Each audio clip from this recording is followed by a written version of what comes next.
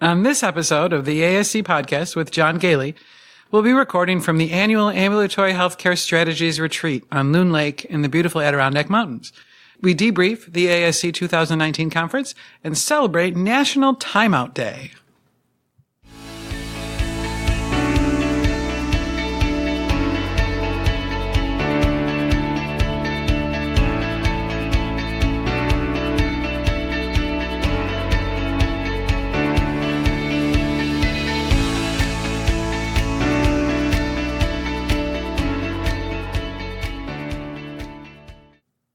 Welcome to the ASC Podcast with John Gailey, a podcast for anyone interested in the freestanding ambulatory surgery industry. This episode is sponsored by Ambulatory Healthcare Strategies. The ASC regulatory environment is increasingly challenging, but organizations that outsource their regulatory oversight to ambulatory healthcare strategies have an edge. AHS works with ASCs to oversee their quality improvement, risk management, emergency and infection control programs, run their meetings, develop education programs, and always be prepared for surveys.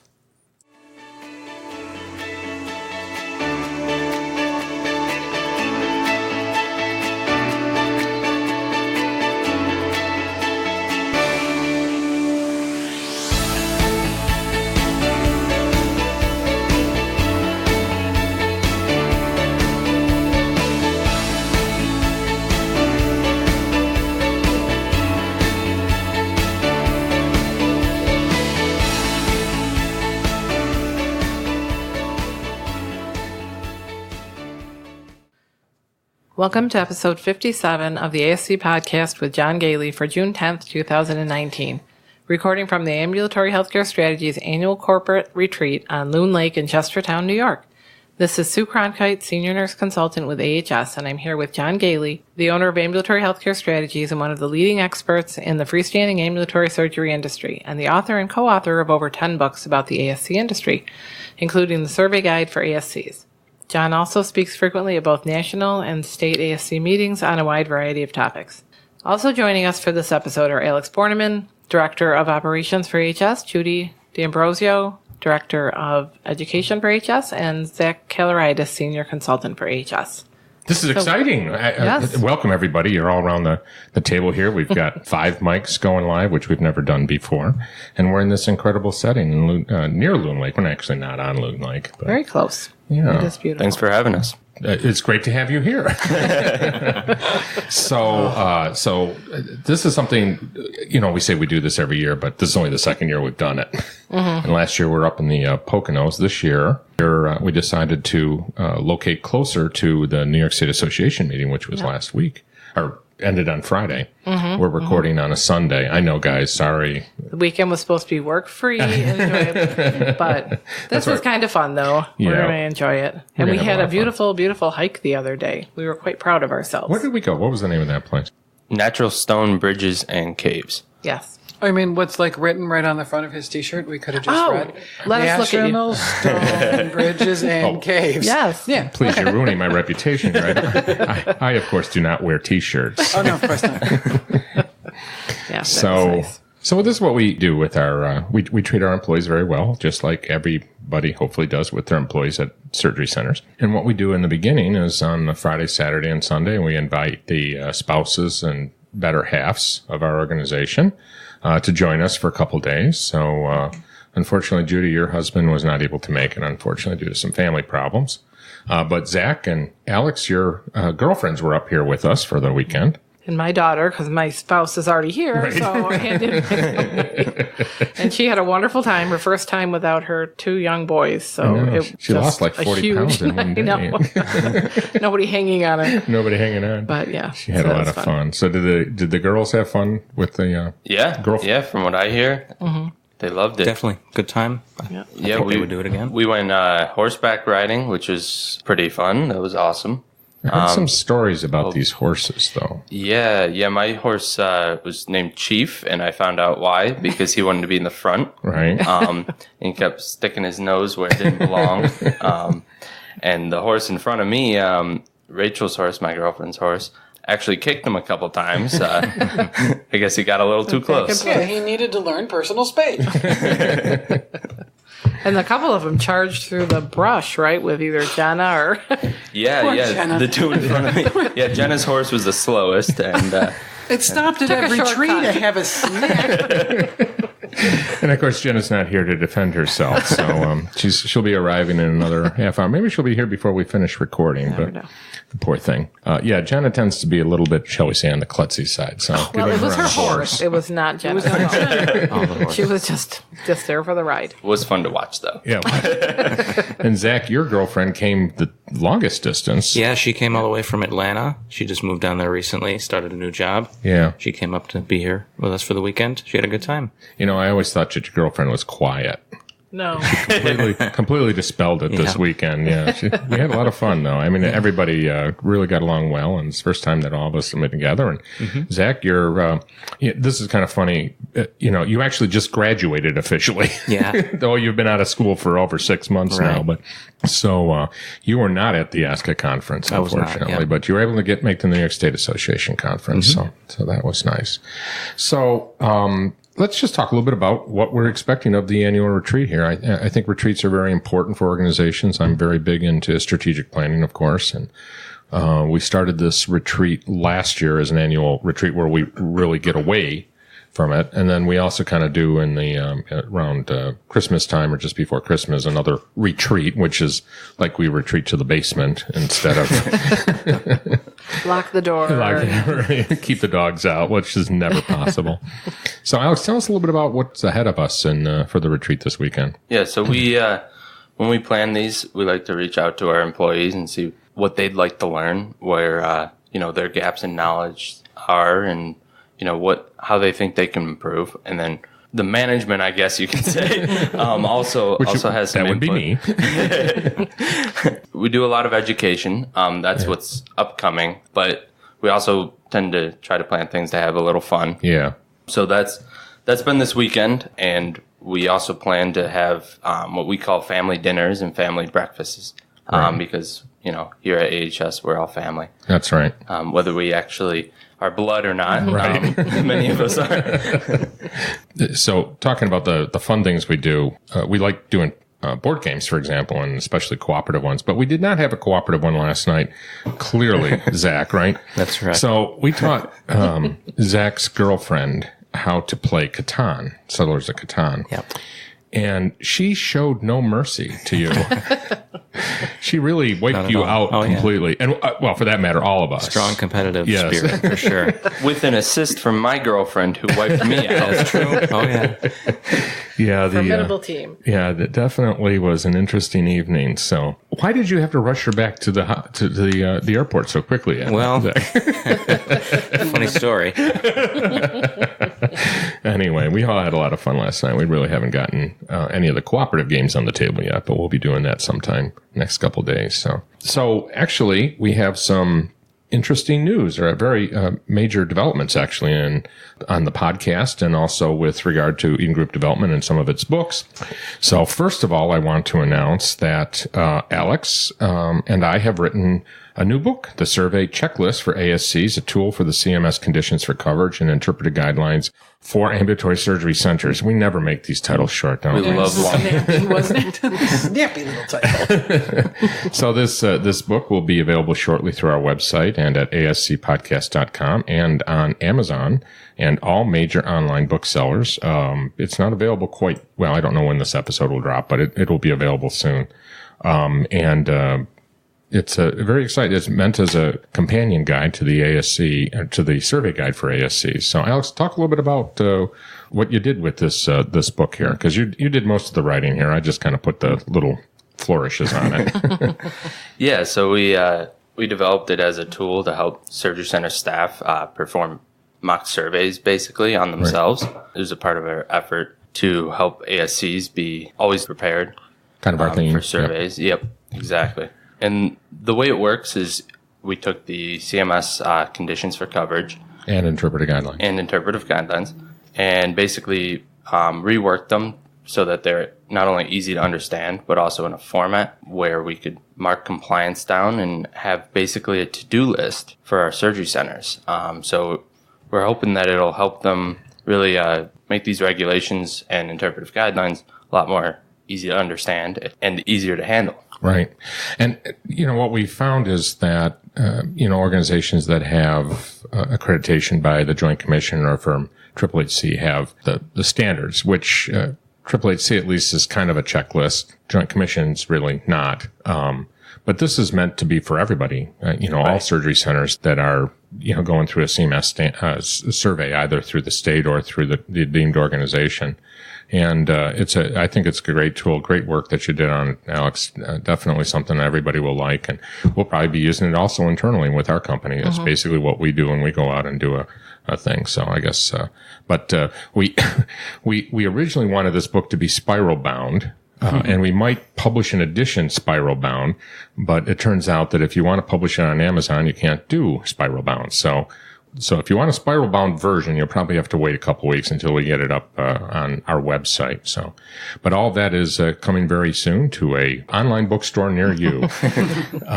And the second thing that's very exciting too is that we have developed a new membership program for the ASC podcast with John Gailey. We've talked about this a little bit over the last year and a half, and we finally did it. So now you can go to the ASCpodcast.com website and follow the links to become a member of the ASC podcast with John Gailey. So the podcast costs us money, obviously, to do, and we do have sponsorship, obviously, by Ambulatory Healthcare Strategies. But there is a lot that needs to be done. The cost of all this wonderful equipment standing in front of all of you here, which there's an awful lot of metal here. Let's put it this way. If, we were inside of one of those MRI machines, right? We'd be in a lot of trouble. Yeah, well. Isn't it nice that you drew a blank in all of it? I know right where you were going. Well, Miss MRI over here, So you go to the ASCpodcast.com website, you sign up to become a member, and you have access to special content, different content on the website, and the ability to participate in a special forum only for members, which allows you to talk to each other about the podcast and with the staff of Ambulatory Healthcare Strategies. And also members will have the ability to get 1 AEU for each 3 months of membership. So that's a total of 4 AEUs if you're CAS certified. And it will also be offering some IPCU credits in the near future once we get our infection control section up and running. So to become a member of the podcast, go to our website and follow the links. And we're very excited to start doing this. We'll see how that goes and see if we can help defray some of the cost of travel and all the other things that we have to do here to be able to keep this podcast going. And again, thank you to everybody that supports the ASC podcast. We really, we've gone to 3 conferences within the last 4 weeks, I think it is. And it's always wonderful to see all of our devoted listeners out there. And one story was particularly ego boosting. We had one person stop me after a presentation, and she turned to me and she said, your podcast has really helped us to get through the CMS survey. Apparently they didn't have such a good experience with their consultants. And they really feel that without the help of the podcast, they would have not done very well on the survey. So that's the type of thing that keeps all of us going here. As I'm looking around the table here, I got to appreciate, all of you. I mean, Sue and I, of course, do the podcast, but in order for us to do this, you guys have to give us time and stories. You're very good about giving us stories that we can talk about. So, thank you for your support, and thank you for being here tonight to do this. So the cost of being a member of the ASC podcast with John Gailey is $10 per month or $30 per quarter. So go to the ASCpodcast.com website and follow the links to become a member. So, Sue, this is an interesting week. We have a special day coming up, don't we? We do. National Timeout Day is June 12th. So we better get this episode uploaded before June 12th. But every day should be Timeout Day, right? That was a good segue. Yeah. Tell us a little bit about what National Timeout Day is. So National Timeout Day is actually sponsored by the Association of Operating Room Nurses, better known as AORN. And their motto for this week is safe surgery together for every patient, every time. So the purpose of this is to raise awareness and to get people to really recommit to timeout. So June 12th, 2019 is a day for every perioperative team member as patient advocates to recommit to always stop and perform a timeout before every surgery. Start with taking time to acknowledge and thank all the perioperative professionals who together as a team ensure that this essential component of patient safety takes place. So what we ask is every perioperative team member to speak up and reaffirm their commitment to a culture of safety and to take the actions necessary to prevent wrong site, wrong procedure, and wrong patient surgeries. So ARN's encouraging everyone to share their team's commitment and to win a photo contest, which means taking a photo of your team commemorating timeout and share it on Facebook or Instagram using ARN Timeout 2009, and your team could win. Be creative and have fun. So let's talk a little bit about timeouts, everybody. I want to take a picture and go with Kimmy. We're a team. Please don't take a picture with your patients. Yes, That's right. smile. All with the patient. Be careful. But the patient should definitely be involved in your timeout. That's right. That's right. They should, if they're able to, and they should be able to. So, one of our centers, we're in the process of doing a number of plans of corrections for 3 surveys, and unbelievably, we have one center that had a timeout where several of the doctors did not, shall we say, participate directly. That doesn't ever happen. Yeah, I'm so surprised to hear that. And in this case, they didn't have their, they weren't looking at the person calling the timeout. They had their backs to them, and they got cited for it, rightfully so, of course. I think it's easy for it to become so routine, but it's when you let your guard down and Right. you just think, oh, I know this, that you're going to miss something, and you just don't ever want to take that chance. So So as a surveyor, there's actually 7 things that I look for as part of a timeout. The right patient, the right procedure, the right laterality, if that's applicable, the right implant, if that's applicable, any patient's issues such as allergies, etc., the availability of supplies and equipment and the readiness, and lastly, any unknown individuals in the room. So a couple of those items probably are surprising to people. So what do you think of equipment and supplies? Anybody? Well, I've seen this cited before at one of our centers. I think it was probably a year ago, and I was surprised about it then. And being non-clinical, I don't know if I completely understand it still. I think because you don't want to have to leave the room, basically, it's the That's right. reasoning for it. You want to make sure everything's there.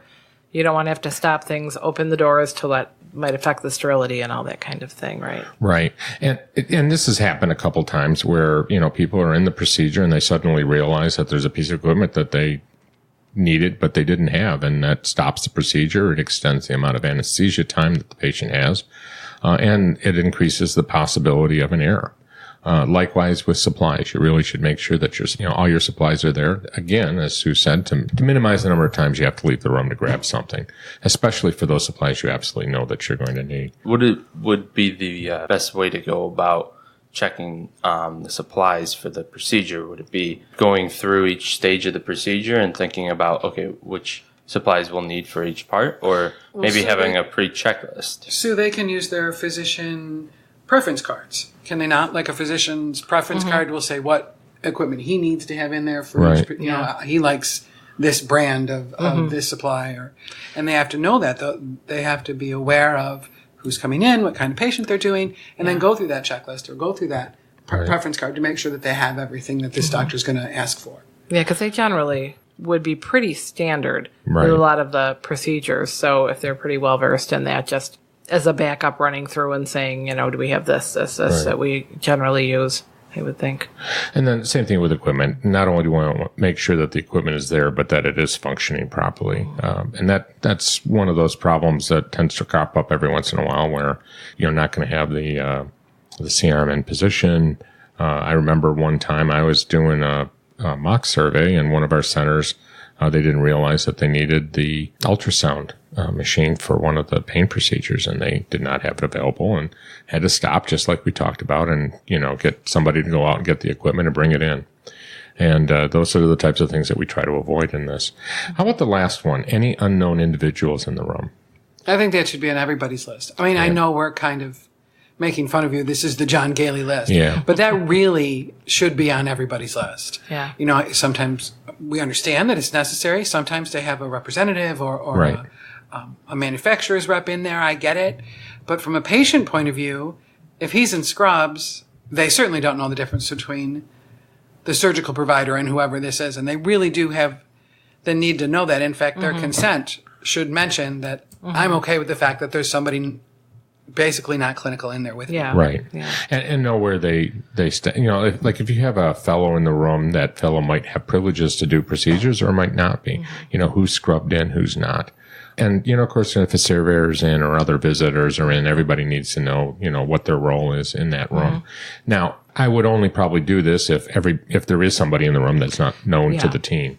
Also, it's a good time to mention that anytime you have a change in staff members in the room, you should do another timeout. Like if one person has to switch out. Correct. And we recently, I think I did a chart review where there was quite a bit of confusion as to what happened in the middle of the procedure when there was relief. The circulating nurse changed. One person left and another one came in here. And there was no dual signatures. There was no signatures for the two nurses in there. So there was no clear cut. So not only was a new timeout not done, but the documentation didn't show the change in that. And that could get you into an awful lot of trouble, especially if you ever had a lawsuit in that case. So, you know, take those changeovers. You know, I don't think we find it that often in the outpatient setting because most of the time people are, you know, these procedures are relatively short. So you don't have to, you know, you don't have to move out staff. But remember, even in an ASC setting, that's possible. So it goes without saying, what do we do during a timeout? What does the word mean? We stop. Everyone stops. Everyone listens. Everyone reacts. In other words, they say that they agree with that information. And you got to take it seriously. And you have to face, because we not just listening while you're not turning around and doing it. Right. You have to turn, face, really show that you're paying attention. That's right. And stop all other activity. I mean, I understand if the patient, you know, something's going on that you need to handle, but then you stop the timeout until that is taken care of, and you know, make sure that all of those elements are met. So, National Timeout Day this coming Wednesday, June 12th, is an important date for us to try to you know, celebrate the importance of timeouts and to practice it even better than you normally do. And we do want to thank the Association for Operating Room Nurses for celebrating this week. This is their idea, and the information we provided at the beginning are from their website. And encourage everyone, all ambulatory surgery centers, to work with the AORN and to encourage their nurses to become members of AORN. So go to aorn.org to become a member, and encourage your nurses to participate with their local chapter of AORN also. Let's take a short break, and we'll come back and we'll talk about ASCA 2019 and our final observations.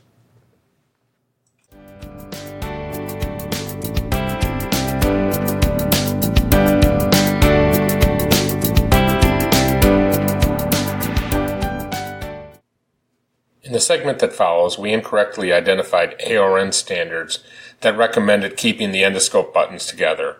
The standards are actually from SGNA.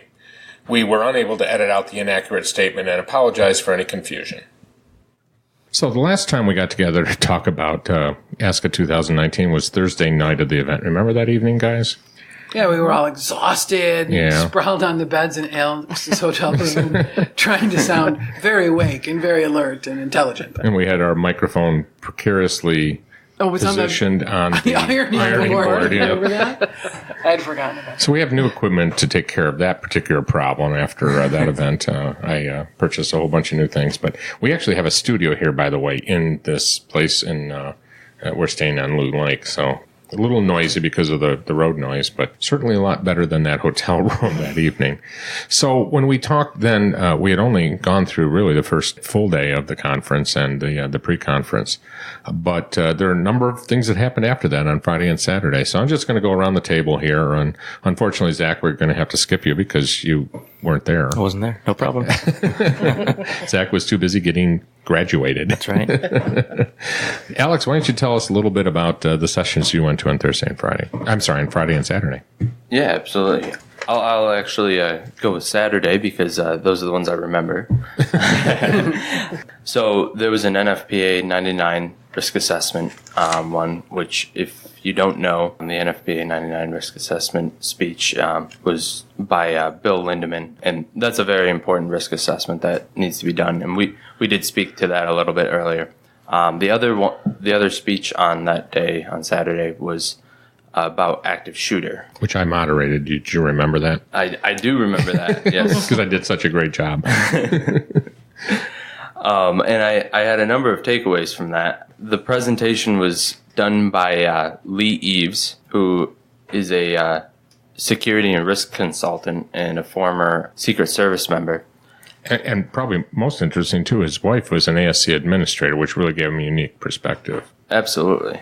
And he said a number of things that kind of surprised me. And as somebody that does a number of disaster drills and active shooter drills, I found it very rewarding and educational.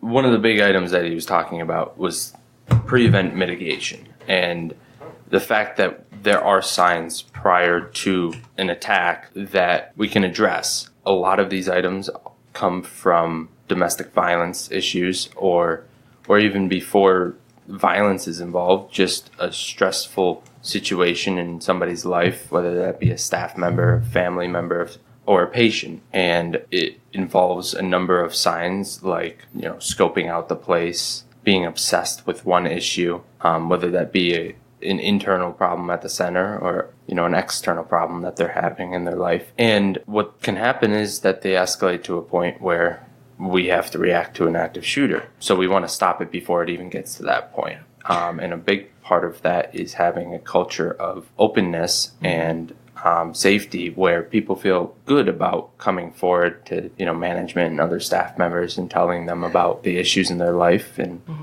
so we can kind of lower that stress for them. He made a big point about that, is that even if you don't think it's anything serious, don't ever dismiss what somebody tells you. Just let them know. I'll look into it if you're uncomfortable about this other coworker or something like that. Don't ever not take it seriously, because then the next time maybe it is serious and they don't want to come to you. Right. I think what was fascinating to me is he was very adamant that these are not random situations, that there are always somebody who has an agenda, somebody that is known to the people in that organization. And that was really frightening, I think, to me as I'm listening to this. Though on the other hand, it makes, but we don't always think about it. Right. It makes it sound a little bit more controllable as long as people, as you said, are, upfront and reacting to it, even when the minor signs are noted. Yeah, or if you notice somebody really unstable at the beginning of employment, and I'm not sure how this works out legally and everything, but he was just saying often if you can let them go or whatever, or lay off if it's a temporary situation, because it's usually within that first year that they start showing signs, and once they get past that, they tend to be much more involved and obsessed almost, so at that point you really have yourself a problem. So. Right, and harder to get out of your organization. Exactly. Right. Yeah. Judy, what did you take out of Friday and Saturday? On Saturday, I took out an airplane. So I didn't go That's true. I forgot about to that. any of the sessions on Saturday. But the first session that I went to on Friday morning was a session called The Rules of Informed Consent. Mm-hmm. And it seemed so, arbitrary, and everybody, this will be boring, but I'll do it, and I was really amazed by the speakers. Now, the first speaker was Deborah Stitchcomb. And she's fabulous, but she brought with her this time a William Miller, and he's a partner in a law firm in San Diego. And they sort of did it together as a tag team. Mm-hmm. She would explain informed consent and the rules that are necessary from our standards. And then he would come up and put up a slide that was, and they were all labeled the same thing. What the jury hears. Yeah, it was a great perspective. And it was a perspective I had not thought of because, you follow the standards and this is what it has to say. And there were a lot of the group, although large, it was a very large group that day. All the seats were taken and there was standing room only. But there was a lot of open conversation about, well, wait, do we have to have separate consent forms? And then there was this, not an argument, but a heated conversation regarding whether to have as general a consent form as possible so that it can just be used one form for every patient in your center. And this attorney, again, William Miller was his name, was very adamant about how the more detailed you are, the safer you are. And reminded me of things that I haven't really read a consent form for, all the words of a consent form for any of our clients in a long time, but it made me go back and read them to make sure that the exact form of anesthesia used is on there and the exact risks and alternatives to the procedure are on there. And the more detailed that is, the better off you are. Yeah, you can prove that it was gone over. I mean, you obviously don't just have to have it on the consent. You have to actually discuss it. And he made this great, they were horror stories, really, but this one story that stuck with me was about this particular patient who had a bad outcome, unfortunately, and did try to litigate about how she just was not told that, her procedure went in one direction and something different had to be done while she was under anesthesia, for her own safety. And she litigated because she said she'd never give consent to that. And the lawyer was really very clear on, we send a copy of your consent form home in your pre-op package. Not to be signed, just to be read. And when she got to the jury box, she was like, well, I didn't know anything about that. Yeah. He goes, well, you had the packet 4 days prior to showing up for surgery. So you could have read it and written down any questions. And on the form you did sign, this form over here, it says, I was given the opportunity to ask questions and have those questions explained to me. So you had 3 days to read it. You signed that you answered questions. And I don't mean to say that if a bad outcome is a bad outcome, and that's devastating, and I'm sorry. But have you done everything you could? Yeah, but has the center done everything they could to make sure that this person knew, is unfortunate and unlikely. Really, I mean, it's not that it happens that often. Yeah. It's unlikely, but if it does, they really need to be sure that their patient is completely aware of what's going on. So I went back to some of our consent forms to make sure it said, I had the opportunity to ask any questions, and there was a place to check and sign for that. And I went back to see which of our centers have a separate consent for different kinds of surgery, so that those specific alternatives, those specific risks, are discussed in detail. So it made me change my head about how I looked at it. So they were both fabulous. I don't mean to just say that he was great, but they were a really good tag team together. I liked how they got it done. Yeah, and he did say that it is okay for a patient to cross out some of the information on there if they're choosing that they're not okay with that risk or with that possibility. But on the other side of that, the center can say, then we're not comfortable if this cannot be a possibility. He told this story of the one patient that didn't want a specific kind. Was it a specific kind of anesthesia? I think they it crossed it off on the consent form before they signed it. And then the doctor said, well, this is our standard procedure. This is what we believe is safest. Yes. If you're not comfortable with this, we're going to suggest you have the procedure done elsewhere. Yeah, we're not comfortable with. But that's why you have to have that whole discussion. It isn't just, here, please sign this before we get started. I mean, you really have to talk about what's on there so that everybody's on the same page. I think there was a book that she had recommended where it had said consent is a process, not a form. Yep, and that was also stuck with me. It's a process, not a form. Yeah. Right. Yeah. Sue, what session stood out for you? Well, both of those. And then we hung out a lot together. That's right. We were all together for the one on active shooter. But I also sat in on Melissa Kubak's session on endoscope reprocessing.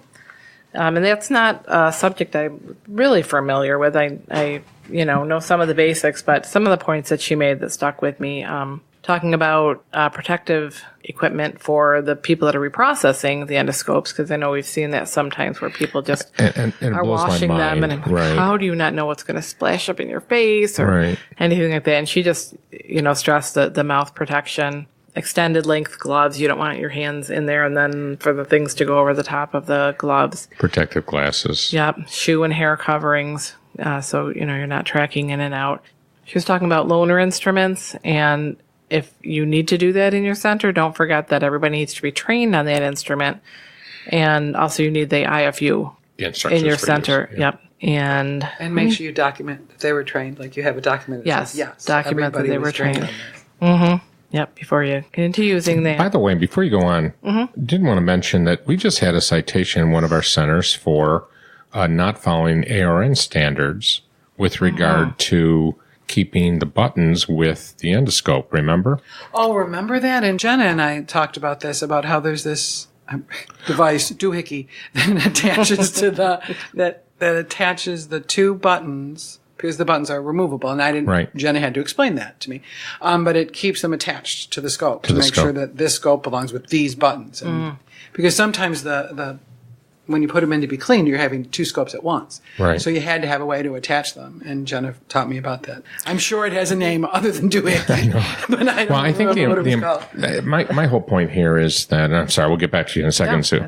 But what was important is that the surveyor was actually recommending that we not follow the manufacturer's instructions. They didn't do it on purpose. They were recommending that we follow the ARN standard, the ARN recommendation, which conflicted with the IFU. And we made it very clear in the plan of correction that, we would be following the instructions for use from the manufacturer, simply because, that's what ARN tells us to do. So, and a recommendation from ARN is not going to override the instructions for use from the manufacturer. So I'm sorry. I just thought it would be a good thing to interject that. No, that's okay. I only really had one other thing that I had jotted down that she had noticed sometimes is an issue that the dedicated soak time that you do per the instructions for use, make sure that time starts after everything is fully saturated, get it in there, get it really soaking, and then, then you can begin timing, and you should always visually inspect everything, as it comes out, with the magnifier and really get a good look at that.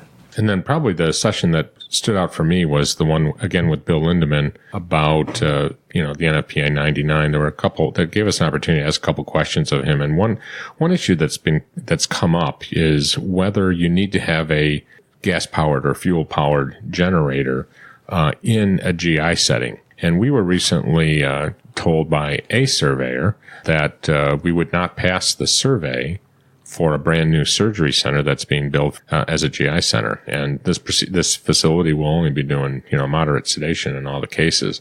And that's what a survey had told us as part of a mock survey, but Bill indicated that that would not be necessary as long as we do a risk assessment that determines that there would be no risk to the patient by not having a gas power generator. So now this organization does have backup power in the form of a UPS. So the system will keep power in the surgery center for at least 90 minutes after a power loss using a UPS system or a built-in major UPS system for that whole facility. But that literally saved our client probably 6 figures there in putting in a new generator. Not to mention it wouldn't have been nearly impossible since this particular center is located in New York City in a multi-story building, which would preclude being able to do that. So that was a good session. Same session Alex was talking about there. Overall, what did you think of the conference? Yeah, I thought it was great. As we talked about on one of our earlier podcasts, the venue was incredible. Beautiful. Yeah. Just breathtaking. Mm-hmm. And Nashville was great, too. All the speakers were fantastic, some of which I'd heard before, but a lot of them were new to me. And the organization of all of it was just so very well done. It was. And I think, like you said, sometimes we'd heard the speakers or heard the subject, but you always find something new. Right. That you can learn. And just everybody getting together in between times and talking to each other and sort of networking. And it was a lot of fun. Yeah. Honky Tonk was fun, too. That was that's so right. fun. I forgot. Yeah. Getting Alex on the mechanical bull was Well, worth that's the whole right. trip. We better mention that Alex was he had the longest time on the bowl, and then the person right after him beat his time. But what did you say? Is that there was this group of people that commiserated with each other after they had rode? Yeah, and there was one person that she kept doing the bull over and over again. Oh. But she was really good. Yeah, I couldn't touch her times. I think 26 seconds is my time to be. I don't know. Which was really impressive. It was impressive. The average time was 8. So you did great. Very good. But that is what ASCA is all about. Great educational sessions, a lot of fun in the event that has held every Friday of the conference. And next year we're going to be in beautiful Orlando at the Orlando Marriott World Resort Center there. And this will be a unique year next year. We're going to be doing a joint conference with SAMBA, which is the Society of Ambulatory Surgery Anesthesiologists professionals. So it's a joint conference. So we've already started planning for it. Those of you that don't know, I'm on the education committee. And anybody that attended, please fill out your forms and make sure that you give us information about the conference and what you felt about it. And also we're asking for recommendations for future presentations during ASCA 2020. And you can do that on the website. So, the worst complaint I think that we got this year was that, which I kind of think is not a bad complaint, is that people were a little bit upset that there were so many concurrent sessions that they wanted to be at both. Yeah. So if you're going to get a complaint, that's the type we should get. I think the other complaint in general about the venue is that it's easy to get lost there. I mean, I think I got lost about 20 times myself. Every time I tried to go somewhere. Yeah. Judy left early, but Alex and Sue and I left about the same time on Saturday, and we barely made it to the airplane on time because we couldn't find our way to the exit doors. Just kidding. We were really better than that, but we had a lot of fun just walking around the place afterwards to see the full extent of the place. So put on your calendars for 2020 in the Marriott Orlando World Resort and Conference Center. Okay, let's take a short break and we'll come back and talk about upcoming events.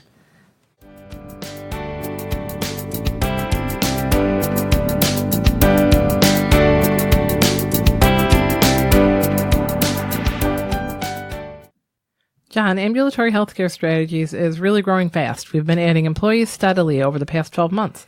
Can you tell the listeners what's been happening?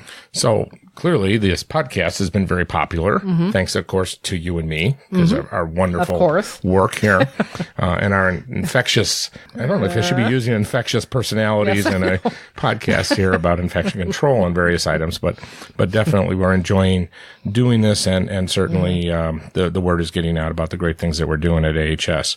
So recently we added infection prevention consulting to our services and mentoring of infection control preventionists in the organizations, and that's being headed up by Lori Rodricks, who is our newly certified CAIP individual. So she has the Certified Ambulatory Infection Preventionist certification now, and she's always been doing infection control for us, but now she's got this new title. So she can do ongoing infection control consulting, particularly if you don't have a qualified IC person on staff.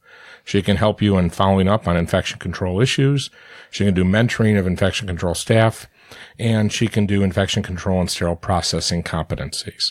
And we've also enhanced our life safety services by adding Jim Masters to our staff. He is a life safety surveyor, and so he joins Alex Borneman, who is our director of operations, to be able to do various life safety surveys and consulting on life safety issues, as well as probably the most important thing is follow up on life safety citations. That's a very difficult area for many organizations to be able to deal with. What happens when you get a life safety citation? How do you deal with that? So we now have that ability. And of course, our unique retainer-based regulatory services, where we help keep you on top of all the ASC regulatory requirements and always make sure that you are survey ready.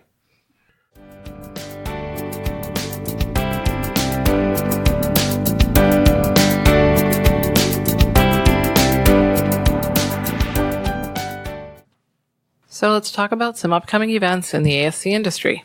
Every episode will inform you of upcoming events, and if you'd like your event to be included in the podcast, please send the event information to info@ascpodcast.com.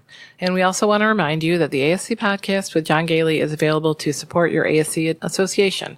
John is available to speak, and the podcast can record a podcast from your meeting. As we have done with 2 episodes recently. The New Jersey special episode is already in the can, and we're working on the New York State Association podcast, which hopefully will get done within the week. The Association for Professionals in Infection Control and Epidemiology Incorporated, or APIC's 46th Annual Conference is June 12th through 14th in Philadelphia, Pennsylvania.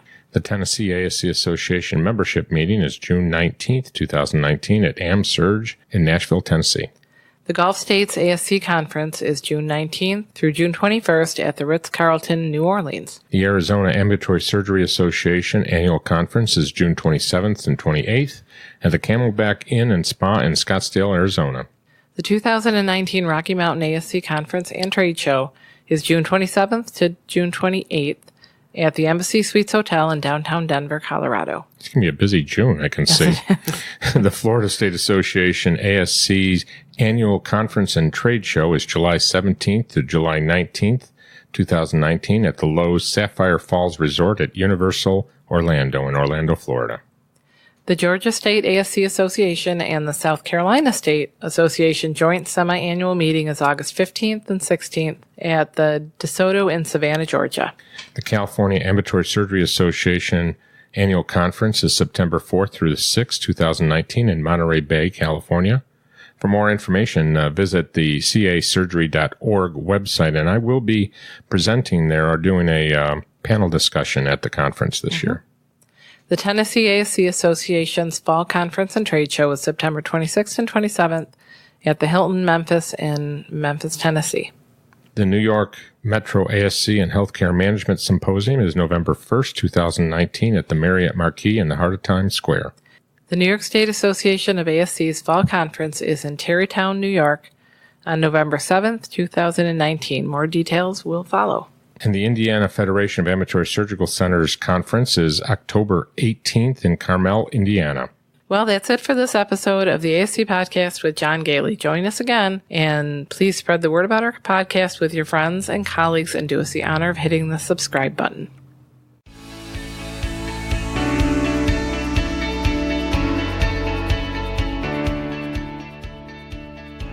This podcast is an educational and operational tool and is not intended to be a comprehensive resource for all the rules, regulations, and standards that an ambulatory surgery center must meet. The advice provided should not be considered as, nor does it constitute legal advice or opinion. When reviewing specific situations involving legal and regulatory issues, attorneys and other professionals should be consulted. This has been a production of Eden Group Development, all rights reserved. We would like to thank this week's sponsors. First, Ambulatory Healthcare Strategies, one of the nation's leading regulatory compliance and financial oversight firms. For a free consultation, contact John Gailey today at 585-594-1167 or through email at info@ah-strategies.com. And Eden Group Development, which publishes ASC Regulatory Compliance Series, the ASC industry's leading books including the Survey Guide for ASCs, a guide to the CMS Conditions for Coverage and Interpretive Guidelines for Ambulatory Surgery Centers, and Ambulatory Surgery Center Governance, a guide for ambulatory surgery center owners and governing body members. These must-have books are available on Amazon and Barnes & Noble or directly from the publisher at reg-books.com. That's reg-books.com. If you are interested in advertising or sponsoring the ASC Podcast with John Gailey, please email us at info@ascpodcast.com. We would love to hear your questions and comments. Please email us at comments@ascpodcast.com.